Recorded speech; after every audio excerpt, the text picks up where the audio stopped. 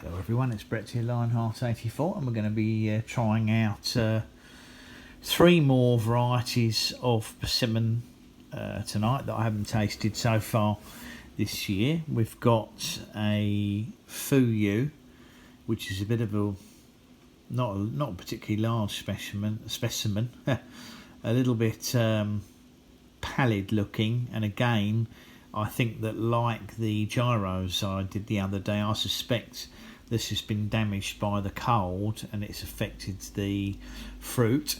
This one here is a Chocolatina. They've all been ripening in bags with apples in the hope that they would be edible. And the one that I'm holding out most hope for, perhaps to be disappointed, is the first Rojo Brillante that I've tried. It's reasonably soft now. I'm not expecting it to be astringent, of course, but what I'm interested to see is if it's going to have again any sweetness in it. I believe the Rojo Brillante is likely to be the best of the persimmons, but obviously we'll try the Chocolatina as well. It's a very similar looking persimmon to the Rojo Brillante, although on the whole this is quite a large one. Most of my Chocolatinos have been much smaller, and I have got larger Rojo Brillantes than that. So we're going to try them all in turn. Probably start with the Fuyu, move to the Chocolatina, and then do the Rojo Brillante last, and hope that we're going to have a reasonable level of at least one of them will be edible, hopefully. So I'll flip the camera around and we'll give it a go. Okay, so here we go. So first we're going to have a look at the Fuyu inside, which I'm not holding out much hope for, unfortunately. Again, we'll see what it's got in the way of seeds in it. And one of the problems I had with the persimmons this year a little bit is where they've been ripening them in bags, they've actually fermented a little bit inside. They get a bit fizzy, which spoils the flavour anyway. You can probably see if I show this one's got at least 3 seeds in it. It's meant to be a seedless persimmon, but the problem with having the male flowered ones that I've got is it does cause a cause the formation of seeds, which isn't ideal. I'm just going to flip the seeds out a bit and then we'll see.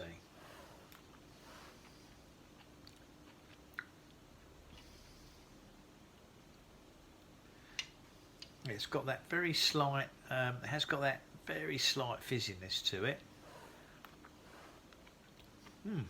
Better than I expected. Ever so slightly tainted because of that fermentation. I think it's just starting in the fruit. I haven't put that one, the Fuyus, in the fridge at all. But not bad. A little bit of sweetness to it. I'm not overwhelmed. Now I'm interested to see what the Chocolatina is like inside, see if it's got some coloration to it. Now this is, I believe, not the same as a chocolate persimmon, despite it being called Cioccolatino.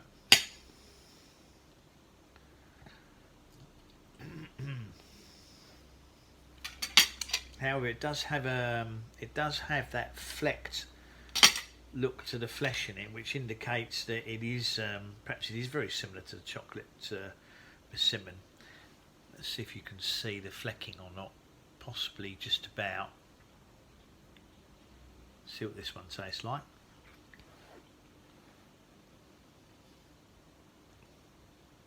Lots of seeds in it. Oh, that's better.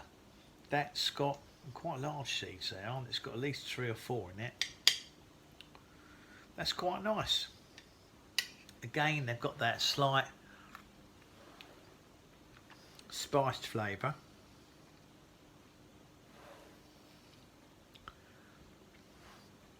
I said got about 4 seeds. That's one of the better persimmons I've had so far. The Chocolatina is quite nice, to be honest. Sweeter.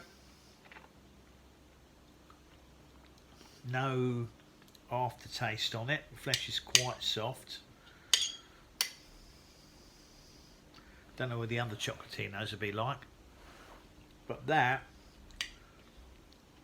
that's better than most of the other persimmons I've had so far. Not ideal having seeds in it, but Chocolatina is a variety that has male and female flowers. So obviously that's not ideal, because that's the one, unless you remove the male flowers.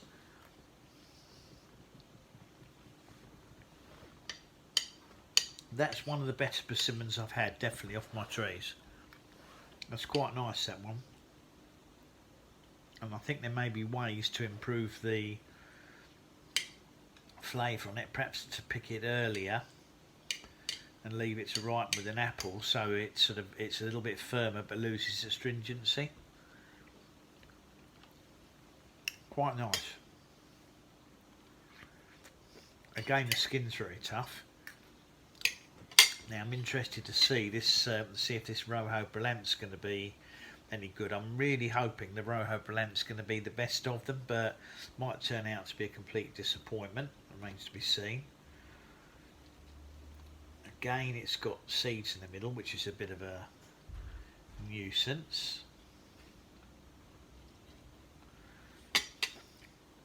It's got a nice orange colour to the flesh. Quite a firm texture. Hopefully that means it's not going to be astringent still. Again, let's show you the flesh on it.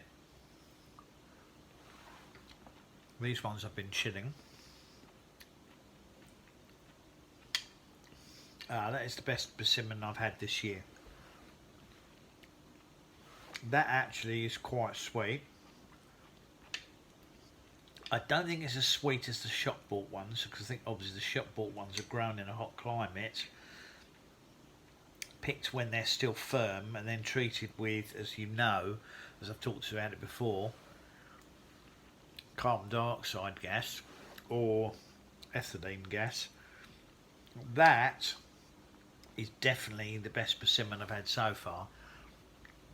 So it's not amazing, but it's a nice flavour. It's got sweetness to it. I think refrigerating it was a good idea before they started to ferment. That is vastly superior to the Fuyu, and it's definitely better than the Chocolatina. In fact, this is one of the few that I'm definitely going to be able to eat the whole fruit without any problem at all. It's still got this weird lumpy texture in the middle where the seeds form, which you don't get on the ones that are seedless, but yeah, that's a perfectly nice persimmon. Thank God, after trying all these different persimmons, and I've still got at least one variety to try. I haven't tried Tipo yet, but that doesn't look very promising. Thank goodness the Rojo Brillante hasn't let me down. That's definitely far and away the best one I've had, and really a pleasure to eat compared to what the others are. As I said, perhaps not as good as some of the shop bought ones I've had, but nevertheless a very, very pleasant flavour. I think the Fuyus was spoilt by the cold, which is like effectively bruised the flesh, so rather than ripening, they've actually fermented a little bit. So next year, if I get some Fuyus, what I'm going to do is thin them right down on the plant, just to perhaps maybe 7 or 8 fruits, and then I'll bag them nice and early so they don't get attacked by birds. And if we have any signs of frost coming in, I think I'll just pick them early and put them in a bag with some with an apple or banana, and leave them for a week or two in a cool place and see if that removes the astringency and makes them more edible, because they've definitely gone over the they've fermented the Fuyus. They weren't just not nice to eat at all. But that Rojo Brillante was very, very pleasant, and the Chocolatina was pretty good as well. Anyway, thanks for watching the video. At last we get to taste a half decent persimmon. Please give me a thumbs up, share the video, subscribe to my channel if you haven't done so already, and as usual I'd say click on that bell if you like updates on new videos when they come out, and I will see you all in the next video. Brett out for now.